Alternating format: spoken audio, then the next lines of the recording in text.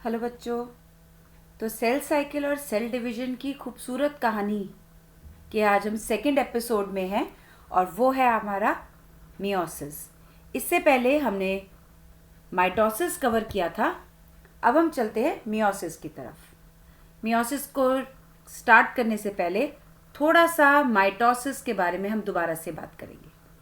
अब माइटोसिस में क्या है? माइटोसिस में हो रहा था सेल डिवाइड, जिसमें कि नंबर ऑफ क्रोमोसोम्स यानी कि डीएनए एग्जैक्टली सेम कॉपी होकर के नए सेल में जा रहा था। अब एक सेल से जब दो सेल बन रहे थे तो उसमें डीएनए रेप्लिकेट हो रहा था, डीएनए की एग्जैक्ट कॉपी बन रही थी और वही एग्जैक्ट कॉपी अगली जनरेशन को पास ऑन हो रही थी। ऐसा ही एसेक्सुअल रिप्रोडक्शन में होता है। ठीक है। अब जब ये डीएनए रेप्लिकेट होकर के नए सेल्स बना रहा था तो उसमें कोई खास वेरिएशंस के चांसेस नहीं थे, क्योंकि डीएनए रेप्लिकेट हो रहा था, कोई उसमें वेरिएशंस नहीं आ पा रही थी। ठीक है। जैसे सेल एक ए सेल से उसका डीएनए रेप्लिकेट होकर के नेक्स्ट सेल बना, उससे नेक्स्ट सेल बना। अब इसमें कुछ खास वेरिएशंस नहीं आ रही थी, लेकिन जो भी थोड़ी बहुत वेरिएशन आ रही थी डीएनए की कॉपी के एरर की वजह से वो नेक्स्ट जनरेशन को पास हो रही थी। और ऐसे ही अगली अगली जनरेशन आते आते तक बहुत थोड़ी वेरिएशंस पास ऑन हो रही थी। ये इतनी थोड़ी वेरिएशंस हैं कि इनका कोई खास मायने है नहीं। लेकिन अब नेचर चाहता था, मतलब नेचर चाहता है कि जो वेरिएशंस है ये ज़्यादा हो, खूब तभी तो हमारे पास इतनी वैरायटीज़ हैं। ह्यूमन बींग्स में ही आप देख लीजिए कि कितने डिफरेंट फीचर्स के लोग हैं। एक फैमिली के अंदर भी जो मेंबर्स हैं वो सेम नहीं दिखते, उनमें वेरिएशंस हैं। तो नेचर ऑलवेज प्रेफर वेरिएशंस। अब ये वेरिएशंस कहाँ से आएंगी? अगर एग्जैक्टली डीएनए कॉपी चलता रहा तो नेचर के पास इसका सॉल्यूशन था कि जितनी वेरिएशन इसके पास आई और जितनी वेरिएशन किसी दूसरे सेल के पास आई उनको हम फ्यूज कर दें, और इस फ्यूजिंग के दौरान भी हम कुछ चेंजेस इंट्रोड्यूस कर दें। तो इन जो वेरिएशंस, जो दो सेल्स को मिलाकर वेरिएशंस बननी थी, वो ही हमारा बेसिस बना सेक्सुअल रिप्रोडक्शन का, कि एक सेल और दो सेल्स को मिला दिया जाए ताकि इसकी थोड़ी बहुत वेरिएशंस और इसकी थोड़ी बहुत वेरिएशंस नए प्रोजेनी के पास आ जाए।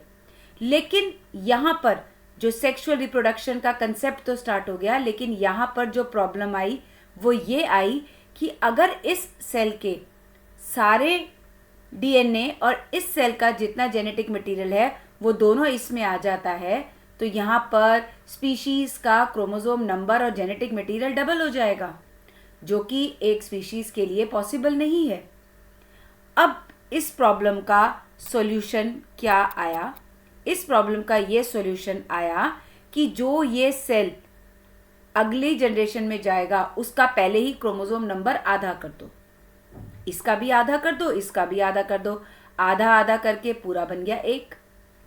तो ये जो क्रोमोसोम नंबर को रिड्यूस करना है, ये जो रिडक्शनल डिवीजन है, वो है हमारी मियोसिस।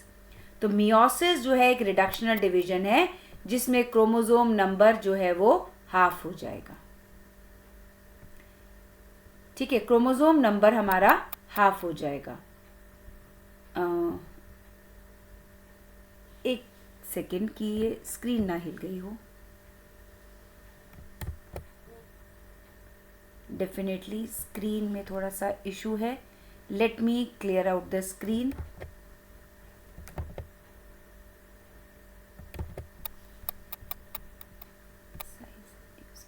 ठीक है, तो अब आगे चलते हैं हमारा कि ये जो सॉल्यूशन है ये मियोसिस के पास आएगा।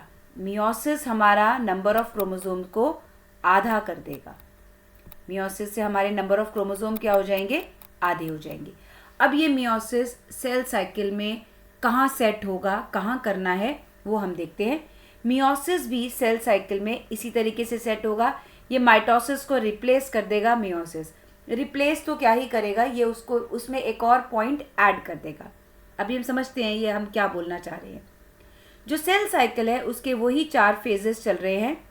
एक है आपका एम फेज, फिर आपका आएगा G1 phase, S phase, G2 phase. ये तीनों फेजेस हम जो हैं सेम है जो हमारे माइटोसिस वाला जब हमने सेल डिवीजन करा। फर्क पड़ता है इस एम फेज में। इस एम फेज को हमने दो पार्ट्स में डिवाइड किया है, एक मियोसिस 1 और एक मियोसिस 2। मियोसिस 1 और मियोसिस 2 के बीच का जो थोड़ा सा टाइम लैप्स का गैप है उसको हम बोलते हैं इंटरकाइनेसिस। ये बन जाएगा आपका इंटरकाइनेसिस। अब मियोसिस 1 में हो जाएगा आपका क्रोमोसोम का नंबर आधा, और मियोसिस 2 जो रहेगी वो आपकी जैसे माइटोसिस में था सेम मियोसिस 2 में हो जाएगी। अब इसमें क्या होगा, अगर हम वापस अपना याद करें कि किस तरीके से हमने सेल साइकिल पढ़ी थी, तो हमने ये पढ़ा था कि यहाँ पर क्रोमैटिन मटेरियल 2C है, धीरे धीरे आता हुआ यहाँ पर क्रोमैटिन मटेरियल G2 फेज के एंड में 4C के साथ होता है, और 4C के क्रोमैटिन मटेरियल को ले करके सेल जो है वो डिवीजन के अंदर चला जाता है। अब मियोसिस में फाइनली यहाँ पर लास्ट में बनेंगे हमारे 4 सेल्स, जिनमें क्रोमोसोम का नंबर C ये 4C हैं, तो 4 सेल बन जाएंगे C के, और हमारा जो 2C से स्टार्ट होकर के फाइनली हमारे पास 1C वाले सेल्स बन जाएंगे, यानी कि क्रोमोसोम नंबर हो रहा है हाफ। थोड़ा सा हम इसको देखते हैं, माइटोसिस और मियोसिस को थोड़ा सा कंपेयर करके देखते हैं कि हम क्या कह रहे हैं। माइटोसिस कौन कौन से सेल्स में होती है? माइटोसिस होती है प्लांट सेल के हेप्लॉइड और डिप्लॉइड दोनों तरह के सेल्स में।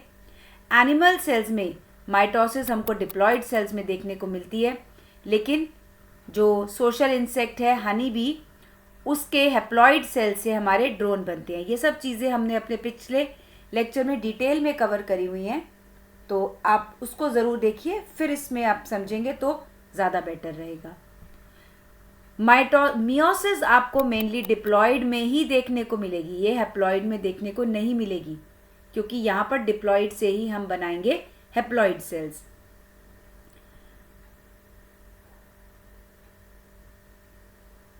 माइटोसिस में जो नंबर ऑफ डॉटर सेल बनेंगे वो बनेंगे 2, यहाँ पर थोड़ा प्रिंटिंग मिस्टेक है, और मियोसिस में आपके जो सेल्स बनेंगे वो बनेंगे 4।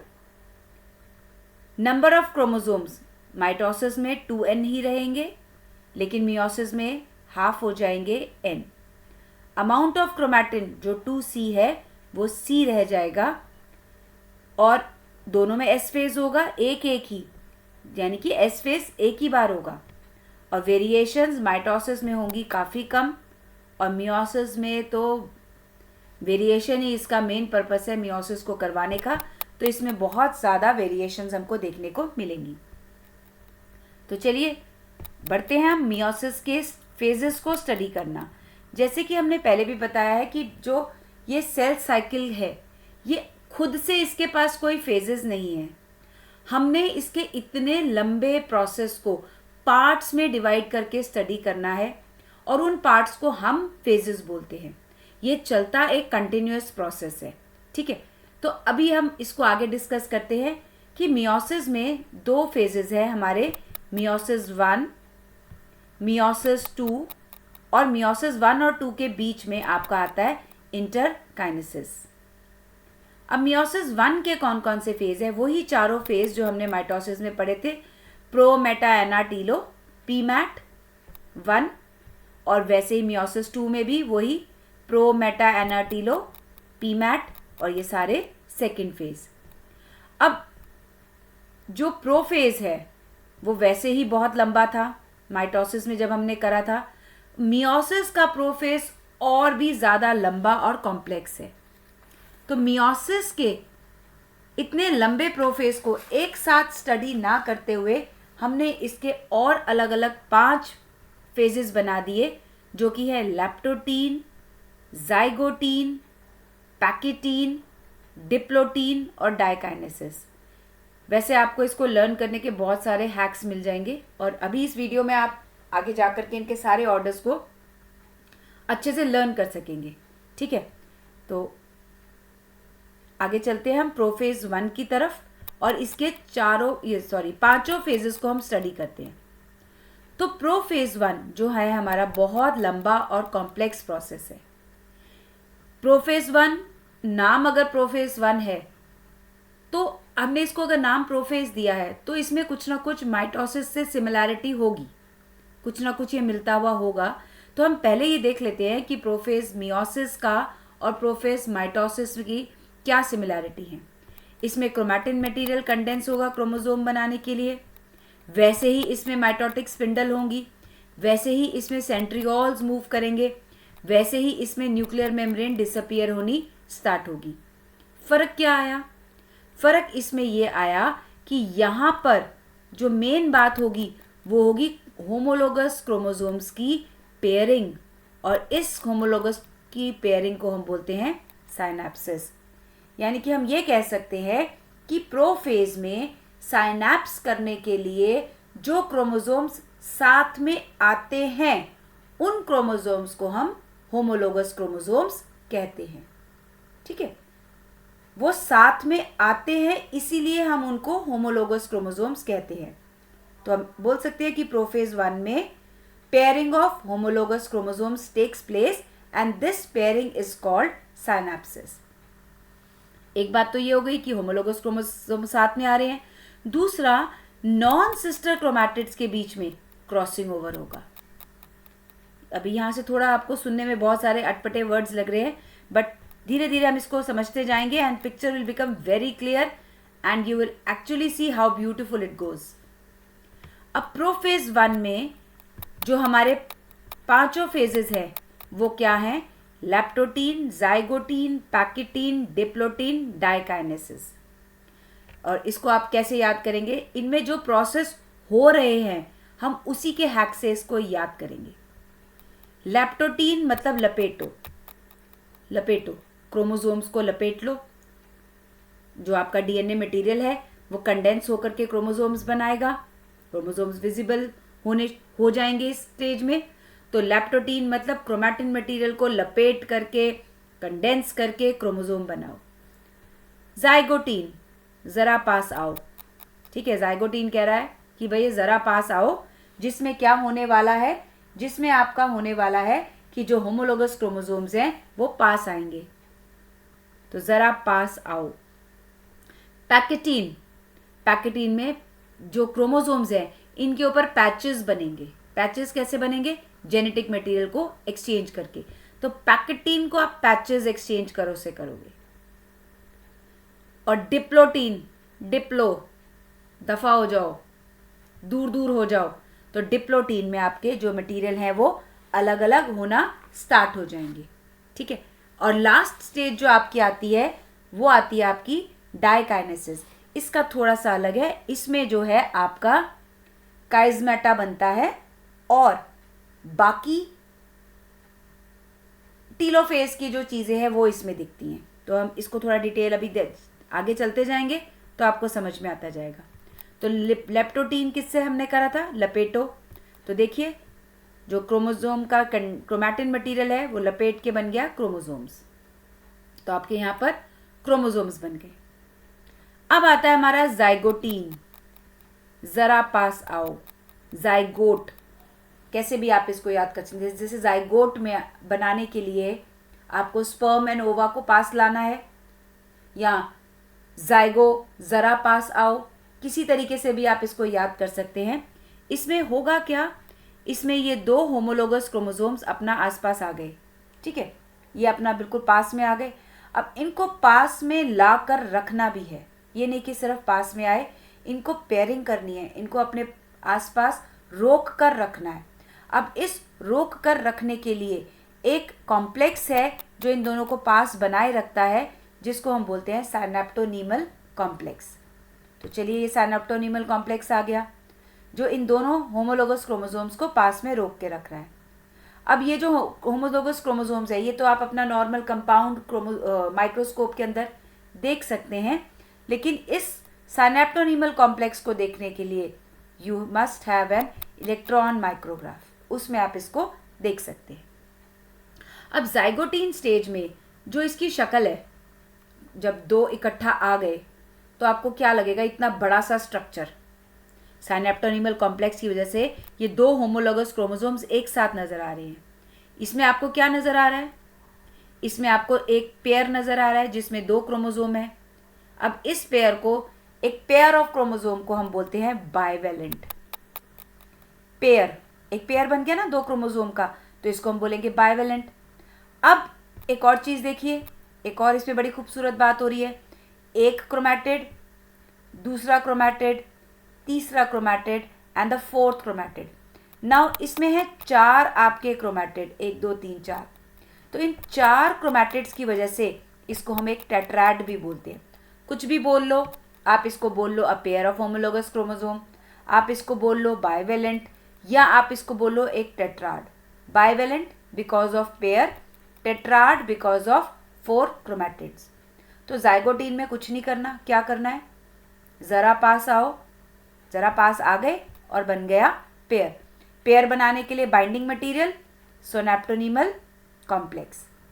तो अगर हम ह्यूमन्स की बात करें तो ह्यूमन में 46 क्रोमोसोम्स होते हैं जो बनाएंगे हमारे 23 पेयर्स, यानी कि 23 बाइवेलेंट और 23 टेट्राड बनेंगे। ठीक है, टेट्राड भी 23, बाइवेलेंट भी 23। देखो एक बाइवेलेंट का एक ही टेट्राड है। थोड़ी कन्फ्यूजन बच्चों को रहती है इसमें, ये ध्यान से देखेंगे, एक बाइवेलेंट का एक टेट्राड है और एक बाइवेलेंट मतलब एक पेयर। तो ह्यूमन बीइंग्स में कितने पेयर है, 23 पेयर। तो 23 पेयर, एक बाइवेलेंट, एक 23 पेयर्स, 23 बाइवेलेंट, 23 टेट्राड। चलो ज़रा पास आ गए। अब हम बनाएंगे इसमें पैचेस। अब ये पैचेस कैसे बनेंगे, जो ये अभी मैंने आपको ये सीधे सीधे क्रोमोसोम्स के क्रोमैटिड्स को अलग अलग कर दिया। जैसे ऊपर तो हमने जब ये क्रोमोसोम का फेस बनाया तो हमने इसको कुछ ऐसे डिज़ाइन की फॉर्म में बनाया। अब मैं इस क्रोमैटिड को और इस क्रोमैटिड को लाइंस से रिप्रेजेंट कर रही हूँ जिससे कि आपको देखने में आसानी रहेगी। तो ये क्रोमोसोम का एक क्रोमैटिड, ये दूसरा क्रोमैटिड, ये थर्ड क्रोमैटिड और ये फोर्थ क्रोमैटिड, ये बन रहा है एक टेट्राड। अब इसमें हम देखते हैं कि ये वाला क्रोमोसोम के इन दोनों क्रोमैटिड्स को हम बोलते हैं सिस्टर क्रोमैटिड, और इसके वाले जो रेड वाला है इसके भी दोनों क्रोमैटिड्स को हम बोलेंगे सिस्टर क्रोमैटिड। यानी कि इसके भी सिस्टर क्रोमैटिड है, इसके भी सिस्टर क्रोमैटिड है।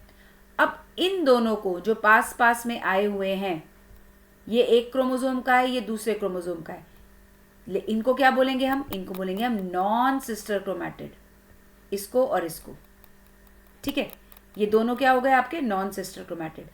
अब ये दो नॉन सिस्टर क्रोमैटिड जो है ये आपस में पैचेस की फॉर्म में ऐसे पैच बनाना शुरू कर देंगे। हमने बोला ना पैकेटीन में पैच बनेंगे। अब ये एक दूसरे के साथ बिल्कुल मिक्स हो जाएंगे और यहाँ जो भी जगह पे ये मिक्स होंगे उसको हम बोलेंगे रिकॉम्बिनेशन नोड्यूल। अब यहीं से आप देखिए वेरिएशन आनी शुरू हो जाएगी।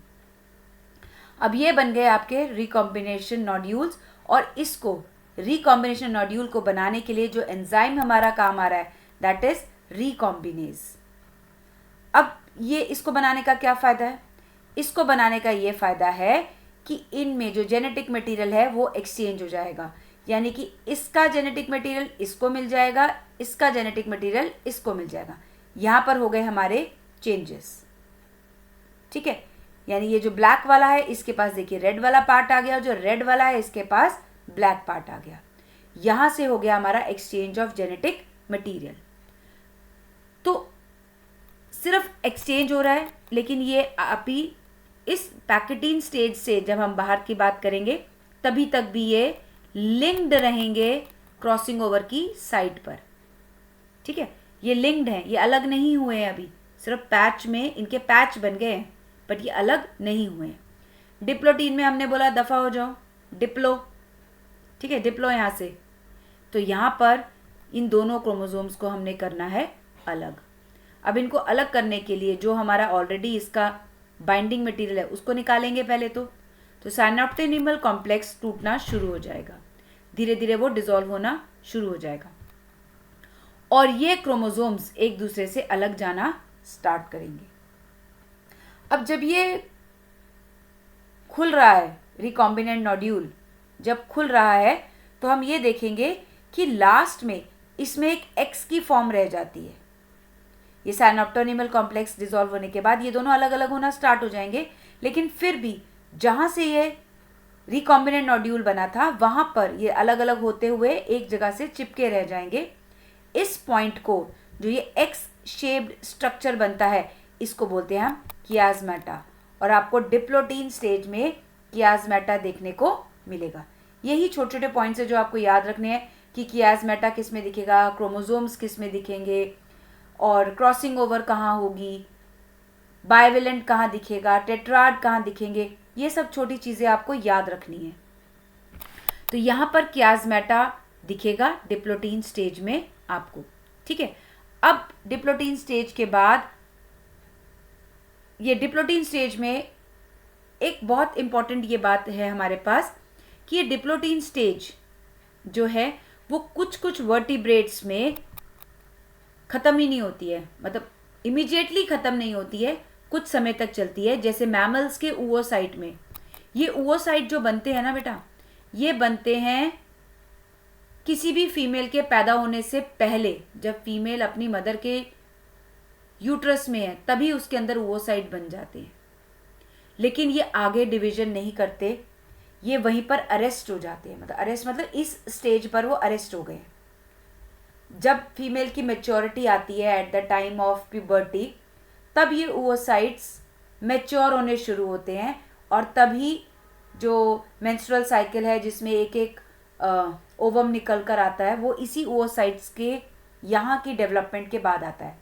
तो अभी आप इतना ही याद रखिए कि वर्टिब्रेट्स में oocytes जो है वो कभी कभी मंथ्स या ईयर्स लंबे हो सकते हैं, इनका टाइम पीरियड काफ़ी लंबा हो सकता है। तो देखो प्रोफेज कितना लंबा और कितना कॉम्प्लिकेटेड है, पूरा प्रोफेज, और पूरे प्रोफेज में से भी डिप्लोटीन बहुत लंबा टाइम ले जाता है। अब ये अलग अलग हो रहे हैं, तो ठीक है, कियाज्माटा नज़र आया, तो अभी इनका प्रोसेस तो चल ही रहा है अलग होने का। अब अलग अलग होते जा रहे हैं, होते जा रहे हैं, होते जा रहे हैं, और धीरे धीरे ये जो कियाज्माटा है ये शिफ्ट होता जाएगा, होता जाएगा, और सिर्फ एक पॉइंट की फॉर्म में रह जाएगा, यानी कि एक टर्मिनल पे पहुंच जाएगा। तो इसका टर्मिनल पर, जब कियाज्माटा आपको टर्मिनल पे नज़र आना शुरू हो जाएगा, तब हम कहते हैं कि सेल आ गया है डायकाइनेसिस फेज में। तो डायकाइनेसिस में क्या है, जो क्रोमोसोम है वो पूरी तरह से कंडेंस हो चुके हैं, ठीक है, और कियाज्माटा आ गया टर्मिनल पर। ये तो क्रोमोसोम के साथ हो रहा है, लेकिन सेल में बाकी चीज़ें क्या हो रही हैं, माइटोटिक स्पिंडल आना शुरू हो गया, न्यूक्लियर मेम्ब्रेन ब्रेक होनी स्टार्ट हो गई, न्यूक्लियोलस डिसअपियर हो रहा है, और गोल्जी डिसअपियर हो रहा है। जो मैंने आपको बोला था कि कुछ चीज़ें सेम हैं, वो ये चीज़ें सेम हैं, ठीक है। तो अब ये डायकाइनेसिस जो है ये हमारा ट्रांजिशन फेज है मेटाफेज में आने के लिए। तो अब यहाँ से हम पहुँचते हैं मेटाफेज 1 की तरफ। मेटाफेज 1 में आपको पता है मेटाफेजिक प्लेट बनेगी जिसमें क्रोमोसोम आकर के अटैच हो जाएंगे। तो ये जितने भी हमारे बाइवेलेंट क्रोमोसोम हैं, ठीक है, ये यहाँ पर आके अपने पेयर के साथ ऐसे अटैच हो जाएंगे, और ये पूरा इक्वेटोरियल प्लेट पर यहाँ पर ऐसे अटैच हो जाएंगे, और इनके साथ स्पिंडल फाइबर्स लग जाएंगे। मतलब स्पिंडल फाइबर लगेंगे पहले, और फिर स्पिंडल फाइबर इनको धीरे धीरे कॉन्ट्रैक्ट करके अपना मेटाफेजिक प्लेट पर ले आएंगे, ठीक है। अब यहाँ पर ये देखो कि यहाँ पर क्या देख रहे हैं आप, यहाँ पर ये देख रहे हैं कि एक पेयर ऑफ क्रोमोसोम के साथ एक फाइबर यहाँ से आ रहा है, एक फाइबर आ रहा है, मतलब एक क्रोमोसोम के साथ एक स्पिंडल है। जबकि वहाँ पर माइटोसिस में क्या हो रहा था, ऐसे सिस्टर क्रोमैटिड के साथ यहीं पर ये जो काइनेटोकोर यहाँ पर बन रहा था, यहाँ और यहाँ पर एक ही क्रोमोसोम के साथ दोनों तरफ के स्पिंडल लग रहे थे। लेकिन यहाँ पर क्या है, यहाँ पर पेयर के साथ, यानी कि एक क्रोमोसोम के साथ एक पोल का स्पिंडल, एक क्रोमोसोम के साथ एक पोल का स्पिंडल यहाँ पर अटैच हो रहा है। अब क्या होगा, ये पूरा फॉर्मेशन हो गया, and this is called the metaphase 1। Metaphase के पास बाद आता है आपका एनाफेज। मेटाफेज हम कैसे याद रखते हैं, मेटाफेज है मेटाफेजिक प्लेट की वजह से याद रखते हैं। एनाफेज, एनाफेज एनाकोंडा काट देगा, ठीक है। तो यहाँ पर भी वही कटिंग का काम चलेगा। कटिंग कैसे होगी, इसमें जो पेयर ऑफ क्रोमोसोम थे अब वो अलग अलग होना शुरू हो गए। एक पूरा का पूरा क्रोमोसोम यहाँ आ गया और एक पूरा का पूरा क्रोमोसोम यहाँ आ गया। तो हम ये देखें कि हमारे पास कितने क्रोमोसोम्स थे। हमारे पास थे 6 क्रोमोसोम्स, यानी कि 2n इज इक्वल टू हमारे पास था 6। अब 2n इज इक्वल टू 6 के 3 क्रोमोसोम ऊपर चले गए, 3 क्रोमोसोम नीचे आ गए, यानी कि नंबर ऑफ क्रोमोसोम हो गया हमारा हाफ। तो यहाँ पर हेप्लॉइड नंबर आ गया n इज इक्वल टू 3, इसमें 3 हो गए, इधर भी n इज इक्वल टू 3। तो ऐसे एनाफेज में ये जो होमोलोगस क्रोमोसोम है, ये पूरे के पूरे क्रोमोसोम अलग हो रहे हैं। यहाँ पर ये बात अच्छे से समझनी है कि यहाँ पर होमोलोगस पेयर में से एक क्रोमोसोम एक पोल की तरफ चला गया और दूसरा क्रोमोसोम दूसरे पोल की तरफ चला गया। तो यहाँ पर हमारे क्रोमोसोम्स अलग अलग होने स्टार्ट हो गए। ठीक है, अभी क्रोमैटिड जुड़े हुए ही हैं, क्रोमैटिड अभी आगे आगे अलग होंगे। टीलोफेज, फिर वही टीलोफेज आ गया। टीलोफेज में क्या होगा, न्यूक्लियर मेम्ब्रेन आनी शुरू हो गई, ER गोल्जी अपीयर हो गए और इसके बाद आपका होता है साइटोकाइनेसिस। अब ये देखो यहाँ पर पूरा सेल बन गया। अब यहाँ पर इस सिचुएशन में हम बोलेंगे this is a dyad of the cell, dyad बन गया सेल का। टीलोफेज खत्म, अब सेल को चाहिए थोड़ा सा रेस्टिंग टाइम। ठीक है, जिसको हम बोलते हैं इंटरकाइनेसिस। अब ये रेस्टिंग टाइम हमारी तरह नहीं है कि हमें 1 घंटे का आराम चाहिए। It's a very short lived time, बहुत कम समय के लिए हमारा इंटरकाइनेसिस होता है।